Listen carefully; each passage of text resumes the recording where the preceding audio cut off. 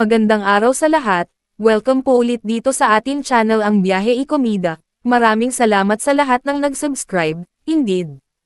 Punta tayo sa ating topic, March 26, 2025. Angeline Gorens claims she was physically abused by Buboy Villar. Angeline Gorens denies leaving Buboy Villar because he was poor. Matindi ang mga bagong revelasyon si Angeline Gorens tungkol sa dati niyang partner na si Buboy Villar.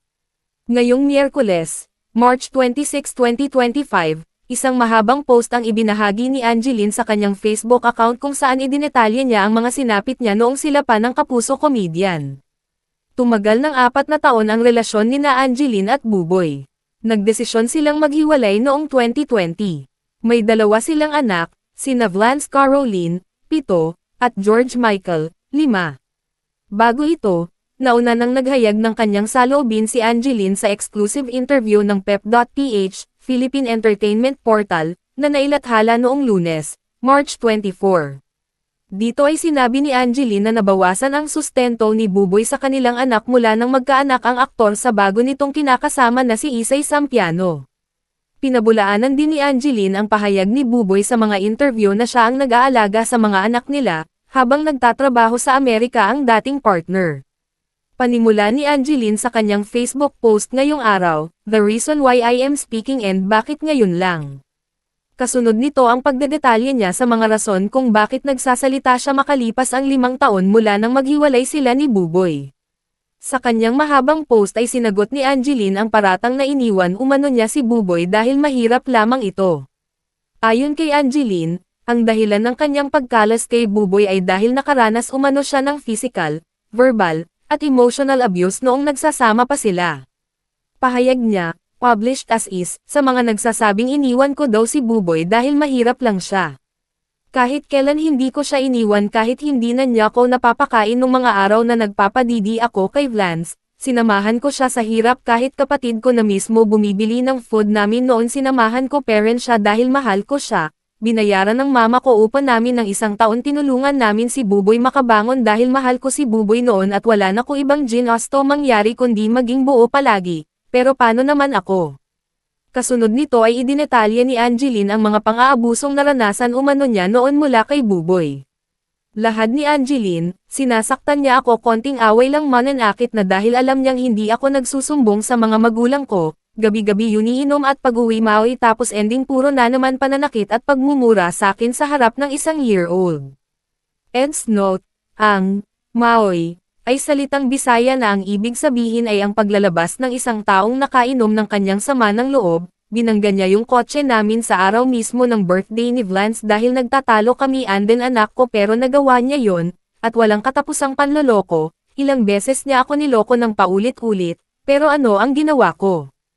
Pinatawad ko at umasang baka sakaling magbago, pero hanggang huli hindi parent siya nagbago, wala na akong choice kundi iwan dahil napapagod na akong lokohin napapagod na akong saktan physical, sabi pa ni Angeline, sinakal niya ko habang nagpapadede ng anak kong babae nang dahil na-depress ako wala akong kain umiiyak ako, nagstay pa rin ako ayokong lumake anak ko na may trauma nang dahil sa ama niya. Buntis ako kay George iniwan ko na siya dahil ayokong makita ng lalaki naming anak na pwede manakit ng babae, habang tumatagal lumalala pagiging violent niya habang, masakit mang iwan siya pero kailangan kong gawin dahil baka mapatay na lang niya ako dati, grabe siya magalit at mag-inom, maski stepfather ni Buboy pinagbuhatan ako ng kamay at ipapakulong na.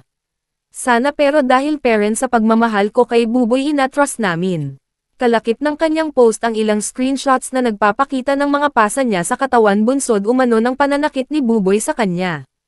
Nagdesisyon daw magsalita si Angeline dahil hinayaan daw ni Buboy na i-bash siya at ang kanyang pamilya matapos ilantad ng aktor sa publiko ang pagkakaroon niya ng bagong partner at mayroon na silang 3-month-old baby. Himutok ni Angeline, published as is, I've always told him na ayokong makampare wag niya hayaan na mabash ako at ang family ko kasi wala akong nagawang mali sa kanya noon hanggang ngayon pero nung nag-reveal siya maraming negative comments about sakin at family ko, to the point na kino-compare family ng GF niya sa family ko and ako na never nag-cheat ang dami kong hate na natatanggap, hinayaan niya yun kahit na nahimik ako may bash pa rin sa akin, edi ilabas ko na lang yung totoo kasi nakakasawang mabuhay ng mabuti siyang tao habang kami masama at higit sa lahat hindi niya kami ipagtanggol.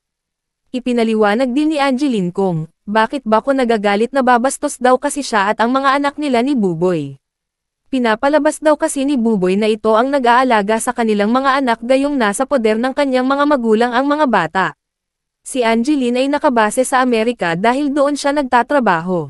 Saad ni Angeline, ilang beses na nila ako binastos at hindi nirerespeto maski ang anak ko. Ilang beses ko na sila kinausap para sana maging maayos pero hanggang huli hindi nila ako pinakinggan. Kung makikita niyo mga interview ni Buboy sa GMA palagi niya sinasabi na nirerespeto niya ako at mahal niya daw mga anak namin. Ayoko na magamit ang mga anak ko para sa ikakalinis ng pangalan niya. Pinapalabas niya palagi na siya ang nag-aalaga na kahit bihirang-bihira niya lang mapuntahan mga anak namin. Kaya nga halos lahat ng comments si Buboy daw nag-aalaga. Kasi yun ang pinalabas niya sa media. Diin ni Angeline, never niya naalagaan mga anak namin ng isang linggo laging isang araw lang at bilang lang sa daliri sa buong taon. Ngayong Miyerkules ng hapon, March 26, nag-iwan ng mensahe ang Pep.ph, Philippine Entertainment, kay Buboy, sa pamamagitan ng direct messaging sa Instagram, upang kunin ang kanyang panig. Nagpadala rin ang Pep ng mensahe, sa pamamagitan ng text message, sa Sparkle GMA Artist Center, ang talent management arm ng GMA Network, na nangangalaga sa career ni Buboy, upang humingi ng pahayag. Minensahe rin ng Pep ang isang kinatawan ng GMA Corporate Communications, sa pamamagitan ng Facebook messaging, para sa kanilang pahayag. Kaagad naming ilalathala ang kanilang pahayag kapag natanggap na namin ito. Bisitahin ang Facebook ni Angeline Gorens para sa iba pang karagdagan update na kinasasangkutan ng dating mag-couple. At yan ang atin latest showbiz chika update for today, huwag kalimutan mag-subscribe. Click the notification bell for more showbiz chika updates, like and share the video at suportahan po ang atin Facebook page. Maraming salamat sa lahat ng nag-subscribe, indeed. Magandang buhay sa lahat, adios.